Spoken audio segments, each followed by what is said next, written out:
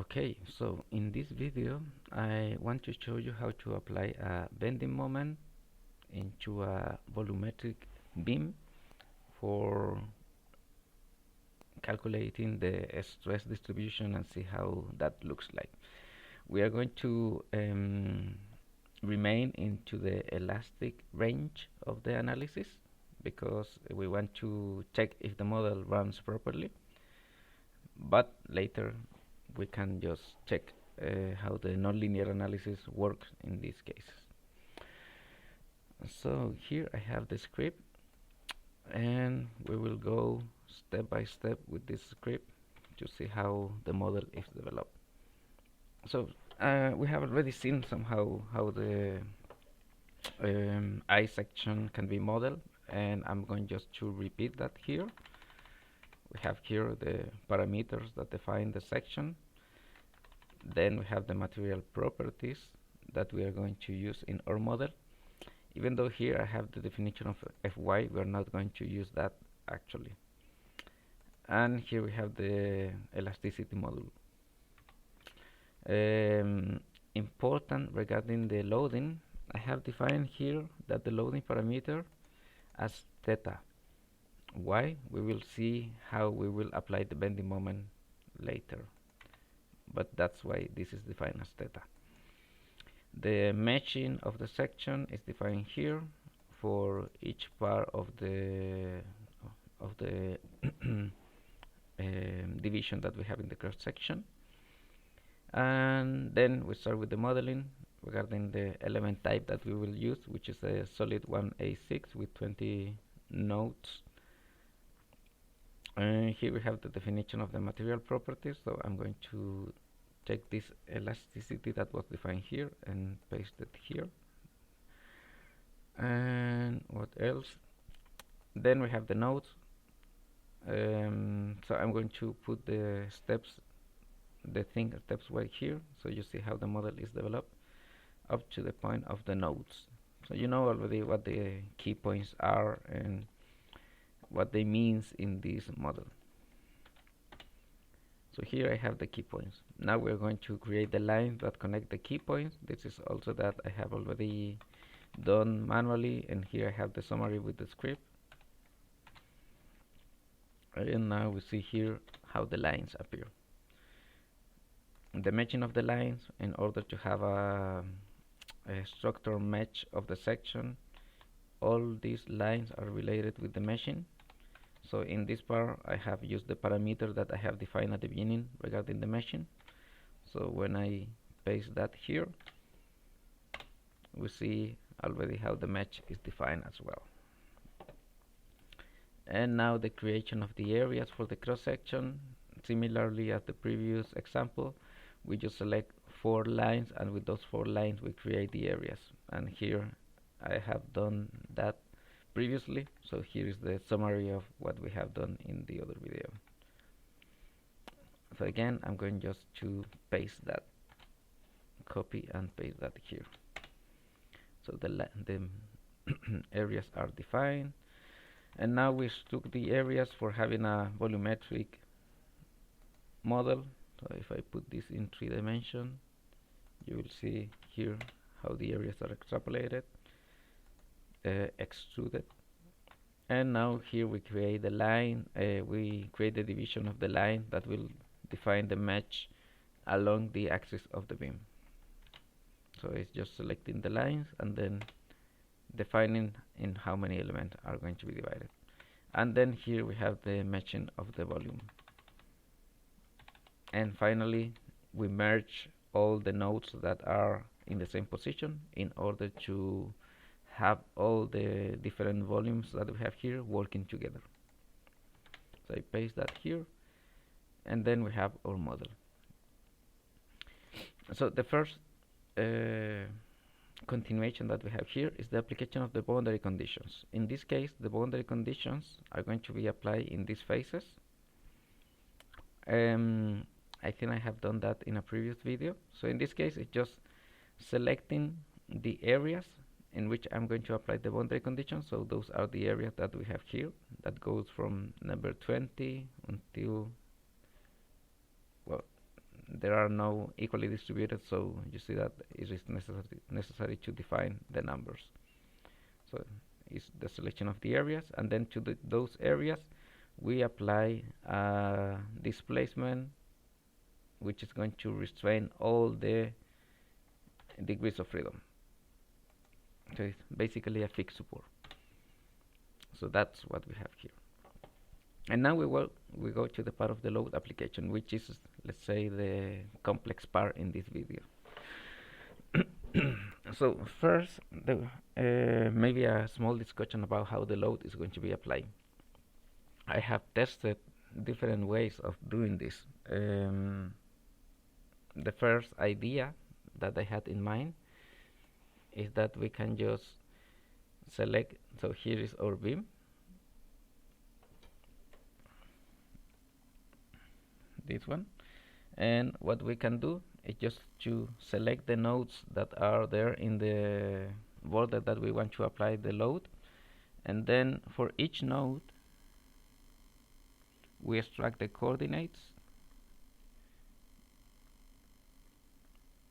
In this case the coordinate x and z, sorry, x and y, and according to the coordinate y we can define a force to be applied in the section. So we can just do a loop over the nodes that are here, and then apply a force which is equivalent to the distance that we have with respect to the center line of the section. I did this and I tested the model, but what happened in this case is that due to the meshing, which is not regular, it might happen that we have a concentration of loads in the point in which the mesh is finer.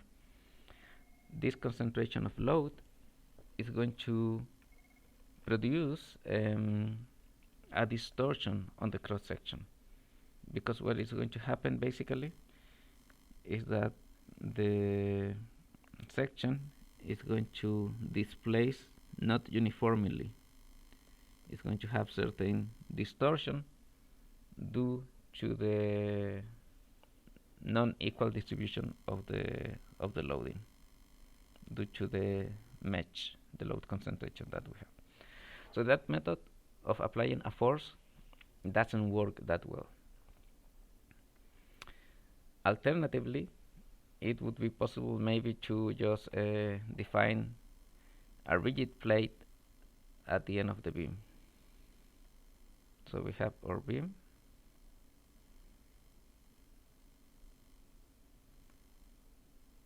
and maybe we can just define here a rigid plate in which we apply the bending moment in this plate. However, I mean, this method in general works, but it would be necessary to define one material here, a different material here. So we will have two different materials.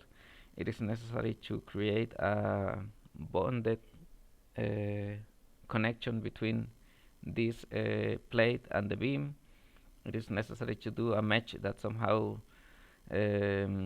defines the plate regular, but at the same time that is good correlated with the mesh of the beam. So it's not so easy. It is possible, but it's not so easy. So I thought that the best alternative would be, instead of applying a load, to just directly think about how this would work in an experimental way. In an experimental way, what we're going to do is to apply a displacement. The displacement is going to produce the type of reaction that we are searching for. So for example, in the case of bending moment, basically what we want is that the face rotates around certain axis, and that is going to produce a bending moment.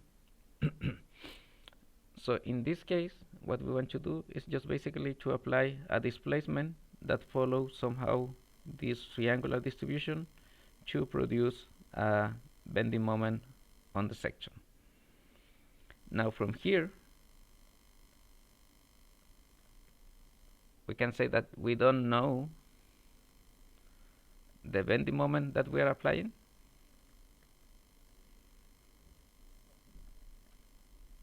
but actually with some equations maybe it's possible to have certain idea what is the bending moment. But in general it doesn't matter. It doesn't matter that we don't know, because what we want to do is just to apply the displacement and then to integrate the results in order to see which are the loads that we have in the section or in the reaction. So that is what we are going, what I'm going to show you regarding the application of the load. So here, the first thing that we are going to do is to set some parameters. So we set which is going to be, I call this rigid phase because of the different tests that I have done. But this is only just the phase in which we are going to apply the load, or the displacement in this case, which is going to be in the position 0. So basically here. And then here in the length of the beam, we have the support. So this is where we are going to extract the reactions. Here I have some parameters regarding the center of gravity of the section, which in this case are defined as 0. But when you have a section that is not centered with respect to the coordinate system, maybe it would be necessary to move the coordinate to a certain center of gravity in order to apply the displacement that correspond to what you want to apply. Then we extract the total number of nodes that we have in the section. And according to this total number of nodes, we are going to run a loop over the full model. And for all the nodes in the model, we are going to extract the coordinate set. And if the coordinate set somehow is equal, the coordinate set that we have extract, the bar distance set, is equal to the coordinate that we have defined as the point in which we will apply the phase, the load. In this case, the coordinate is equal to 0. If the coordinate is equal to 0, then we store that coordinate in a list of nodes. In this case, I call this node data list. So this array is going to have a length equal to the total number of nodes that we have in the beam, but we are going to have actually data only in certain number of position of our array that represent the number of nodes that we have in the phase. So here we have a counter that is going to increase when we find some node that is located in the distance equal to 0. Then we store that node, and then the counter somehow increases to locate that point in the corresponding first or second or third position in this node data list. And we do the same in the same loop. We do the same, but with the nodes that are in the support phase. So also here we have a counter related with the reaction and a different list. So I just, in this loop, I create a list of the nodes that are in this phase and the nodes that are in this phase. Probably there is a better way to do this. I just like to do it in this way because I have more control about what I'm doing. But if there are easier way, it is possible to do that easier. Then I just store the total number of nodes that we have in the support, the total number of nodes that I have in the point of application of the load. In this case, we know those are the same, but there might be some cases in which they are not, so that's why I store both. And then I define an array for applying the force or the displacement in this case. The array is going to have the dimension of the total number of nodes that we have in the phase, and then 4 times, because well, in this case it's not necessary to have 4. It would require only 2 for the bending moment, but in the case of torsion it might be necessary to have 4. But this is a variable that can be just changed according to the type of load that you want to apply. Then for defining the load, we are going just to again do a loop over the node data list vector. We're going to extract the node one by one, and for each node we are going to extract the coordinate y, that is the vertical coordinate here in the face, and that coordinate y is going to define the displacement that we will apply in the section. The basic equation that we are going to use in this case is that the displacement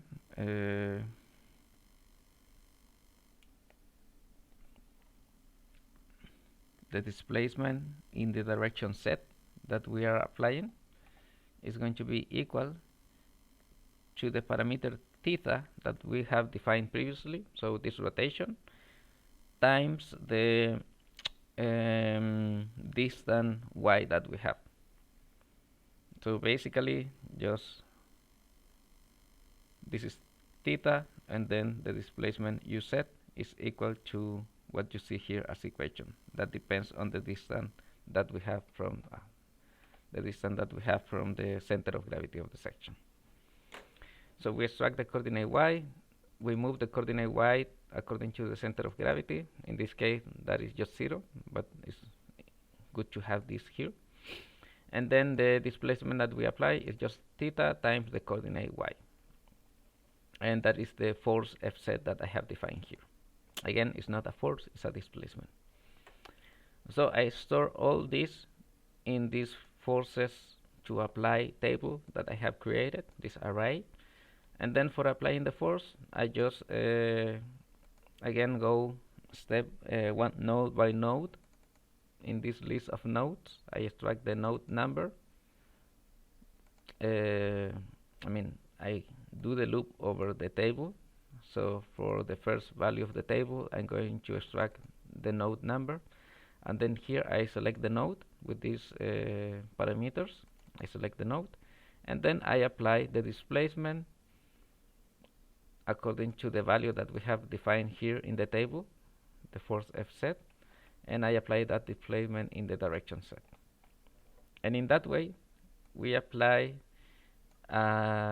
displacement on the section that is going to represent a bending moment, and then we can just solve the problem, the model. So I'm going to run this load application that I have here in the model, and you will see how the load looks like, or the displacement in this case. So I apply that.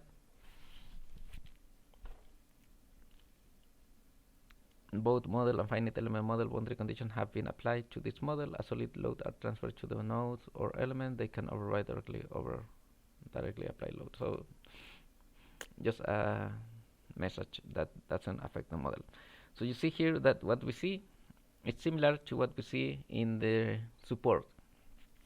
We don't see the displacement themselves, but we know the displacement that we have applied according to the table. And we see the icon that represents a support, but it's not a support, it's a displacement that we have applied. So after all of this, we can just run the model. We run the model. It might take some time due to the number of degrees of freedom. We can just have a look into the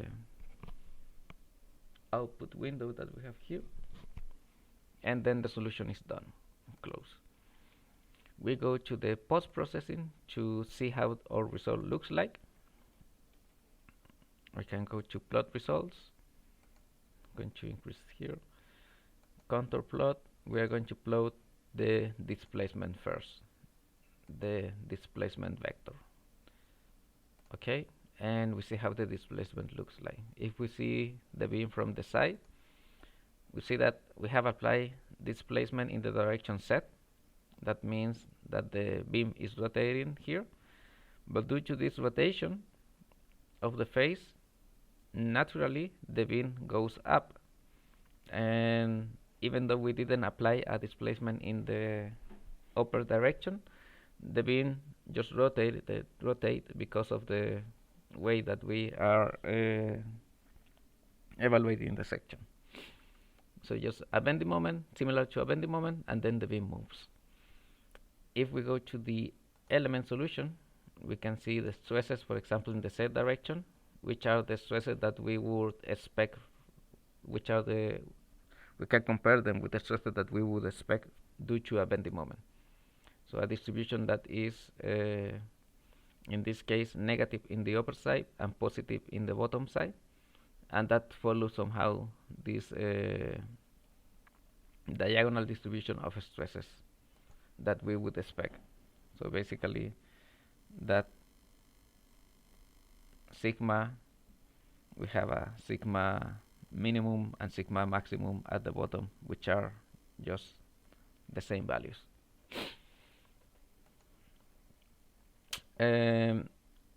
We see some stress concentration here in the support, which I would say something that we don't manage in beam theory, but they exist in this case because we are considering more degrees of freedom than what we consider in beam theory, or not more degrees of freedom, but somehow the formulation of the element follows this way that we can have this stress concentration in those points. They are not affecting our model that much anyway.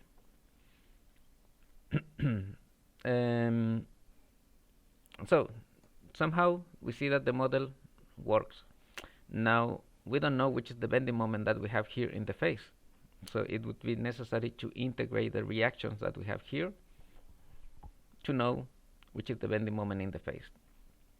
So I have here a code for this post-processing, which works similarly in the sense that we run over the nodes that we have here in the support, and we extract the forces f, x, y, and z of each node. So for each node that we will have here in the support, we're going to have a fz, fx, and fy reaction, and that is what we are going to extract. And then what we are going to do is that for obtaining the bending moment around the x coordinate, we are going just to do a summation of the forces fz multiplied by the distance y. Similarly, for the bending moment around the z-axis, which in this case would be torsion, we would do a summation of the forces x times the distance y plus the forces y times the distance x. And for the bending moment around the weak axis, that would be around y. In this case, according to the system of coordinate that we have, we just do again the summation of the forces fz, but the coordinate would be x. In that way, we extract the reaction regarding bending moment and the reaction regarding forces, let's say Vx, Vz, and Vy. Is going to be only the summation of the forces, of course.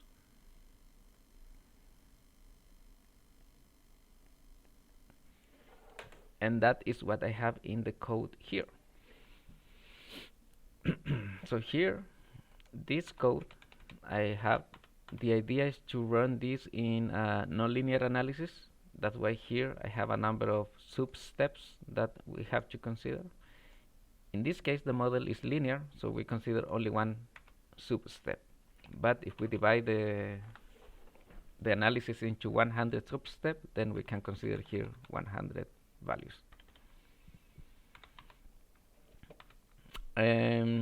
Here we define the node from which we are going to extract the displacement. In this case, I already know that the node that is here in the middle of the beam in the other section is that value, 72,000 92, so I just define that value there, but you can also extract that manually.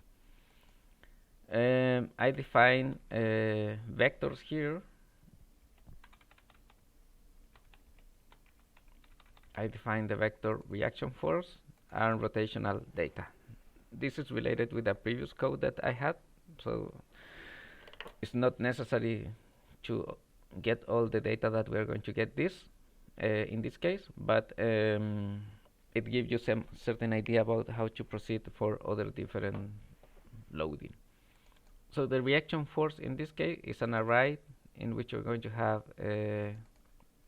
is going to have the number of steps that we have and 6 times because of the 6 reaction that we are extracting. And the rotation data is going to have 2 dimensions in this direction because of the displacement x and y that we are extracting. We do a loop over the number of steps, so we start from the step number 1 or sub step to the total number of sub step. In this case it's just 1. Here we define the sub step according to this loop, and here we set all the reaction to 0: mx, my, mz, fx, fy, fz. Inside of this loop over the sub step of the loading, we do a loop over the reaction phase for obtaining the total reaction in the support. The loop is basically this summation that we have here. So we extract the node number that correspond to the that come from the list of the nodes in the reaction phase.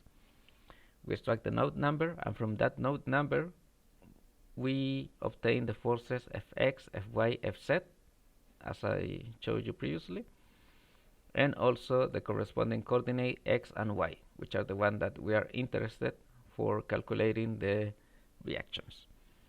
And then here basically I define that the moment around z is going to be equal to the previous value that we have, so we are doing a summation plus the equation that I showed you previously. So in the case of mz, it's just the torsional moment, so we have fx times y, fy times x. That is what we have here.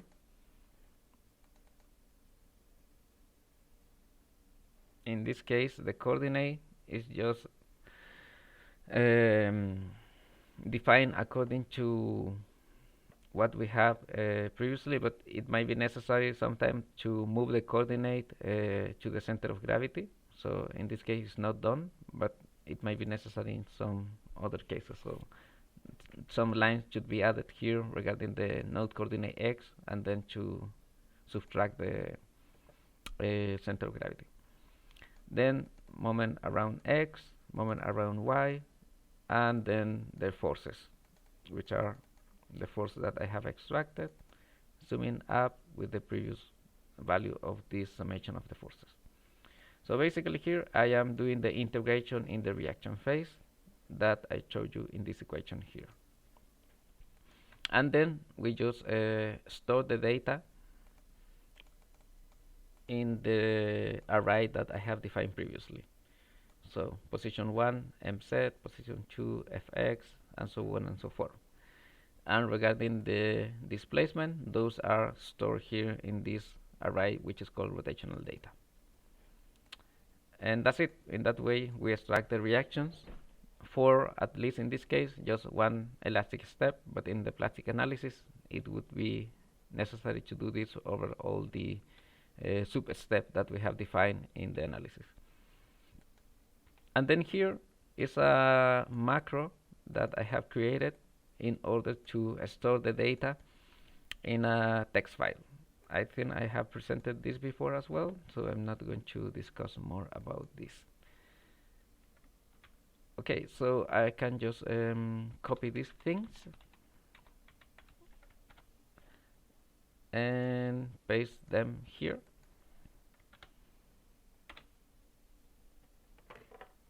and we can just see the results. So the results are stored in a text file, but also we can just look the parameter here. In this case, the scalar parameter sum mx, the force fx, fy, fz, and mx, my, mz. Since we are just evaluating one step, this is the result of the step that we are interested in. We see that the summation for fx is equal to basically 0. We have an exponential to the power of minus a. Fy similarly, and fz similarly. And this is something that we would expect because we didn't apply any vertical or horizontal force. We apply just a bending moment around x. So all these values are 0. Also, the moment around y basically 0, and the moment around z basically 0. The only moment that we have is around mx, equal to 12,493 kilonewton centimeter. So this is basically the bending moment that we have applied to the section, and we have as a reaction. Regarding the displacement, we can see that here in the array parameter, the rotational data, edit, we see here that the displacement x is equal to 0 and the displacement y is 0.0049 in that point. So now we would like to know, okay, but does this result make any sense? We can, in this case, compare that with the analytical solution that we will have from a cantilever beam, in which we apply a bending moment at the end. So we know, or it is defined here, that the displacement, vertical displacement, is supposed to be equal to the bending moment times the length to the power of 2 over 2 times the elasticity and inertia. I have all the data here. This is the bending moment that I have extracted from the model. The length is 121,000, and this inertia I just extracted from a catalog, but this can also be calculated from the program, but in this case I just defined that. And we obtain a vertical displacement equal to 0.05, which, if we compare that with the displacement that we have here, it is quite similar, 0.049, and then in theory 0.05. So it's basically a good approximation. So the model is performing as we would expect elastically. Even further, we can just calculate the rotation here in the face with the bending moment that we have obtained time the length over elasticity time the inertia, we get theta. And theta that we obtain in this case is 0.001, which is basically the rotation that we have applied in the face, 0.001. It's the same. So according to the reaction, we are obtaining values which are consistent. Even further, we would be able to extract the stress that we would expect in the section just by following the normal equation of stresses that we know, that sigma x is equal to the bending moment over the inertia time certain distance to the top of the fiber. So if we go to the model, so here we obtain a value of 3.58. If we go to the model, I need to close this.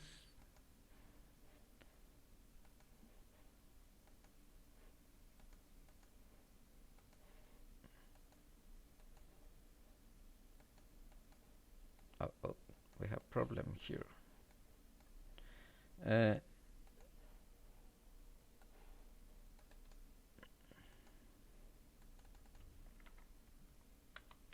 Here, file, quit, close.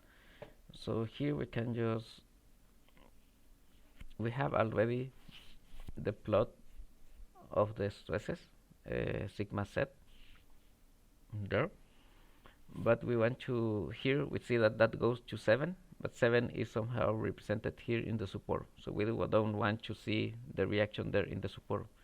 We want the reaction, the stresses somehow that represent here something in the middle. So I'm going to plot the elements. I'm going to select some elements here. Okay, I'm going to use a box selection, and I'm going to select the elements that we have here. We click in OK, and then we plot again the elements. So we have only that part of the model.